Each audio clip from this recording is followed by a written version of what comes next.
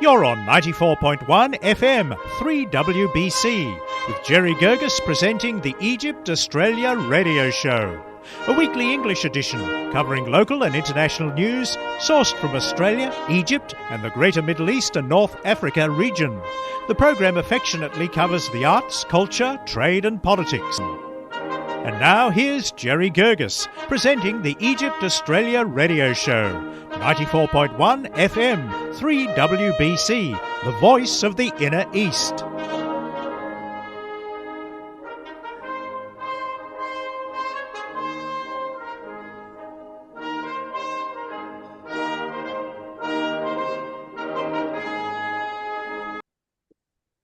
You're on 3WBC 94.1 FM Egypt Australia radio show with Jerry Guirguis interviewing Mr. Jawhari, Chair of Papyrus Australia.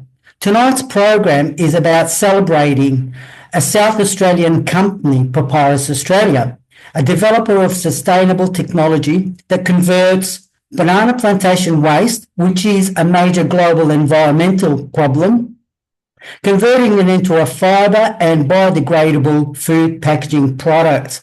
Hi, Al, and welcome. Hello, Jerry. It's great to be on air with you. Thank you so much for accepting our invitation. Can we start with, sir, this is fascinating for me, how did a retired lieutenant colonel from the Egyptian Armed Forces, what a mouthful, end up in South Australia and kickstarting a much-needed environmental fixer organisation? So first of all, of course, I'm proud member of, used to be a proud member of Egyptian Armed Forces, but I was an Air Force guy. So basically we fly, and I think that's what happened. We were on family holidays in Australia.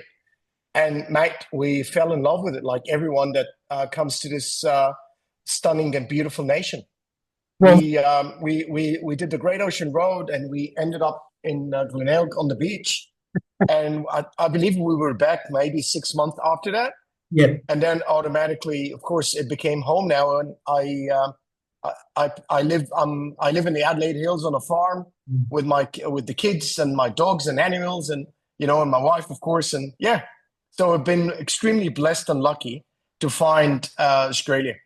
Thank you. Oh, that's wonderful. That is such a beautiful story. And like in sharing your view, Al, I think most of the 60,000 Egyptians in Australia do say the same thing. Can I start with how does Mr. Ramy Azer fit in your story and that of Papyrus Australia? So Ramy is the inventor. So me and Ramy, of course, are friends through other friends in Adelaide. And I knew about what he was doing, not intimately.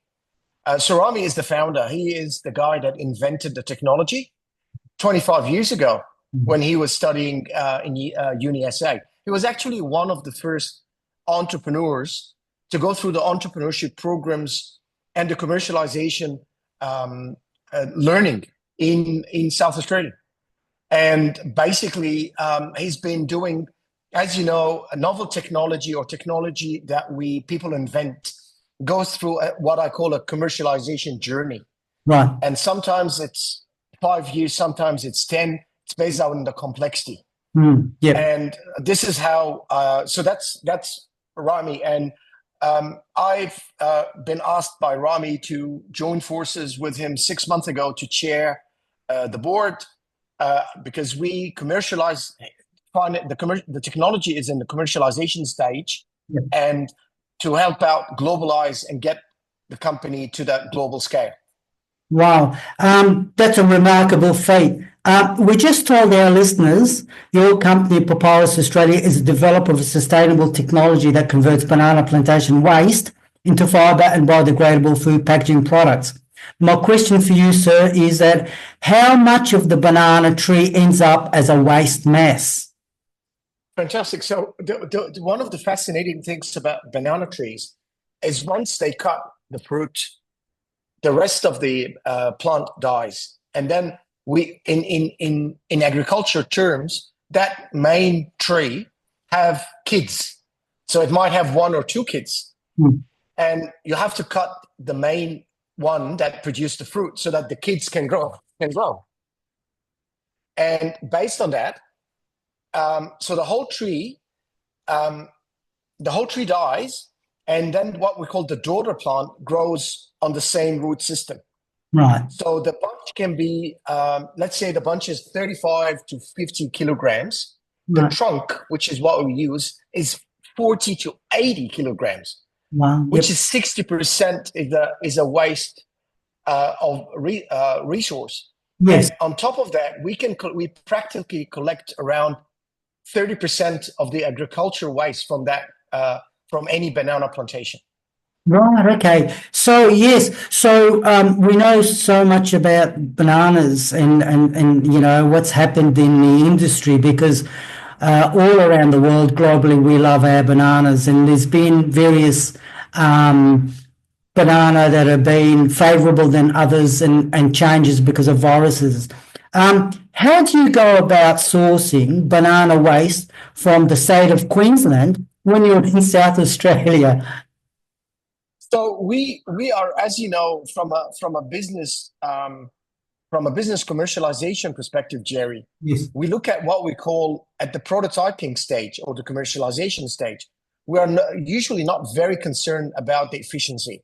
We're concerned about proving the technology, Right. given, of course, that we have financial models. Right. So that's where you can see, because we have our R&D facility in Adelaide, Yeah. bundled with universities. But at the same time, we have a small-scale processing plant in Queensland.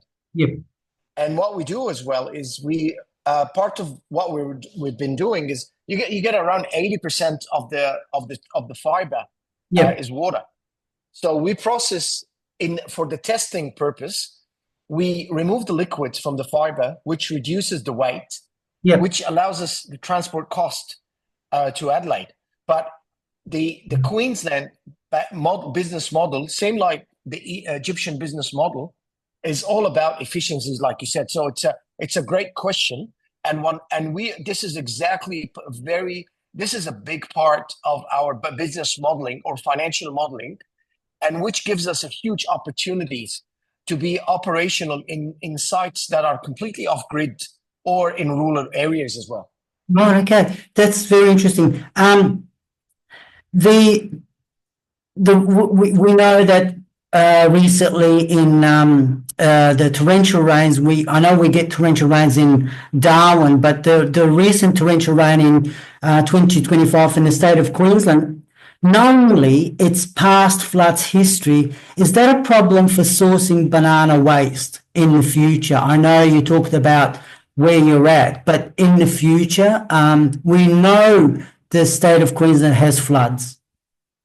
Yes, and just to make sure, Jerry, we are our potential is 165 countries in the world. Yes, which are the banana producers. Queensland production is not that big versus the others. right. So, for example, in Egypt, our facilities in Egypt produces around 100,000 acres, and it's not one of the big countries. So one of the things, like you said, one of the things that we look at and which makes our business model extremely fascinating is that it is not just based on one geographical location.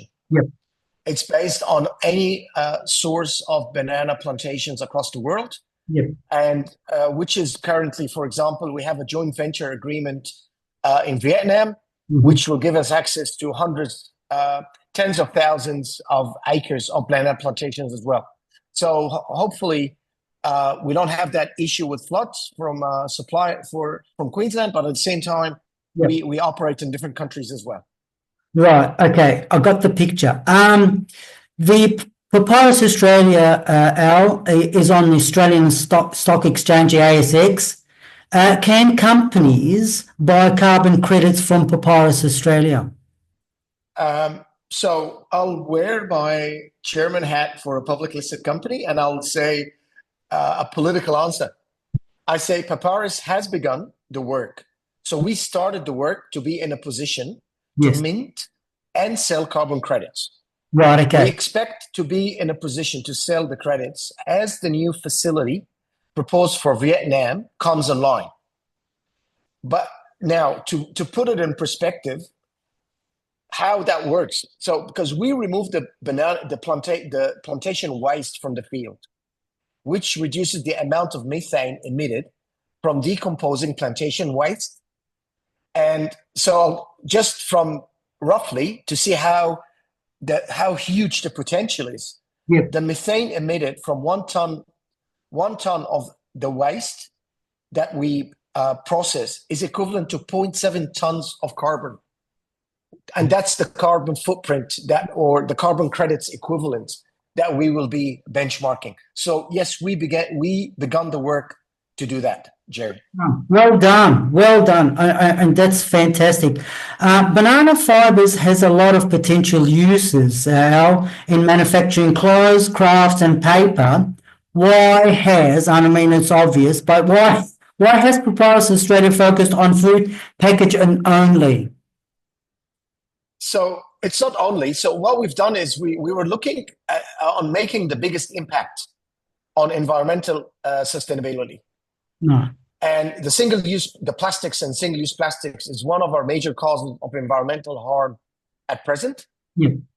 And I will exclude the straws from that mix so that we don't upset Mr. Trump, because he brought back the plastic straws. But I'll talk about everything else except that. Yes. So, yeah. So basically, converting that sustainable source into natural biodegradable alternative to plastic becomes extremely logical choice, and looking at how the biggest contribution that we can start with. Right. But we are not limited. That would be my answer as well. We are not limited to that. Mhm. We have huge potential in different products Yes. that we can produce, and we can add value either to consumers, businesses, and of course, doing the minimum environmental impact as well. Could you've mentioned a couple of times about your joint venture in Egypt. Papyrus Australia has a commercial production plant in Egypt. Do you have any other locations on the horizon? It's actually in execution now from an agreement. Yes, last year we signed a joint venture term sheet, which is the initial document for a local paper producer in Vietnam. Yes. Who has access to a significant area of banana plantations. I believe it's around 13,000 acres, which is a big number. Yep. Currently we are very excited about the prospect of deploying our technology into Vietnam, because it will be a great opportunity to showcase our technology in the region as well. Right. And the other thing is that's the beauty of using environmental modeling, because, for example, we're going to be let's assume we are producing parts for our local production in Australia from Queensland. Once we start scaling up, as you know, the Australian economy pillar is export.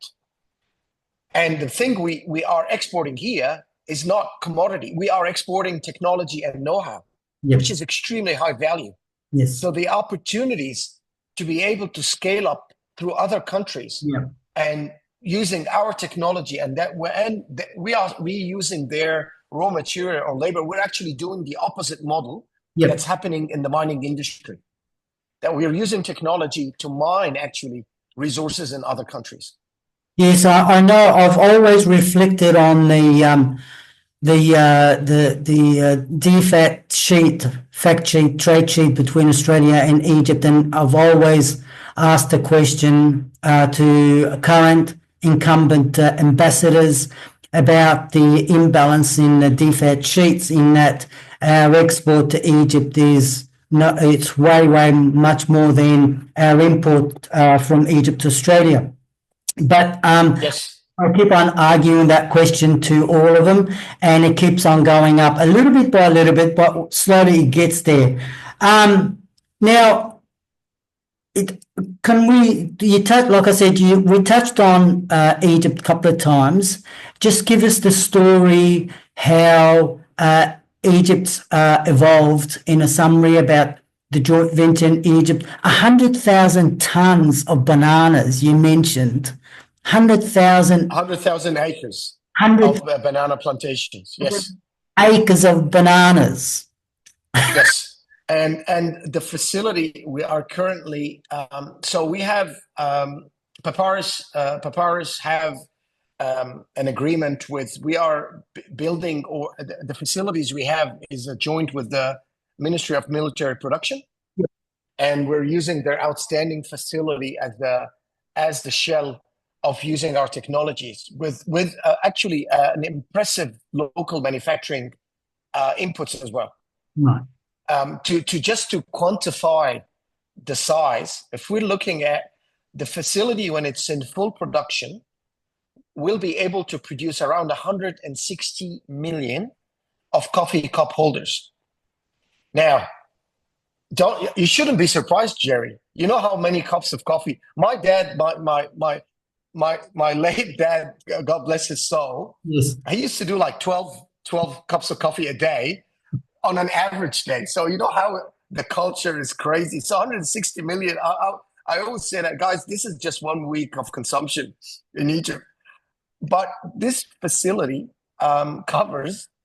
would cover 1% of the waste production, just 1%.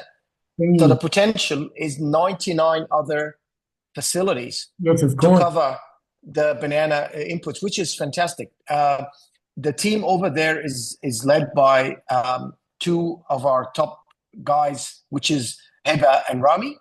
So, and of course, they have an amazing team. I just came back from Cairo, from Egypt, less than a month ago, for the signing of the new agreements and to go through. And the facility, the team we have over there, the work they're doing is seriously, Jerry, second to none. Extremely impressive and ahead of its time.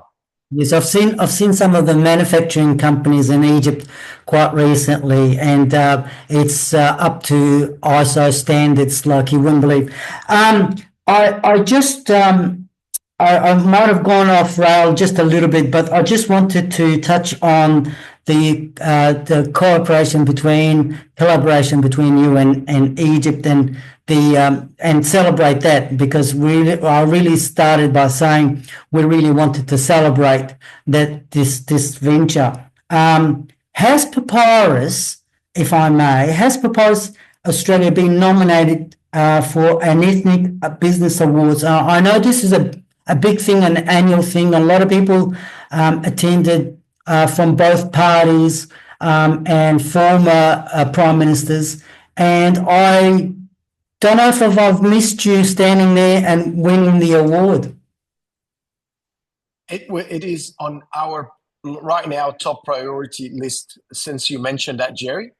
And we will do everything we can to demonstrate. I believe we are in a great position to be one of the four runners for this award, and I promise you we will be applying for it this round.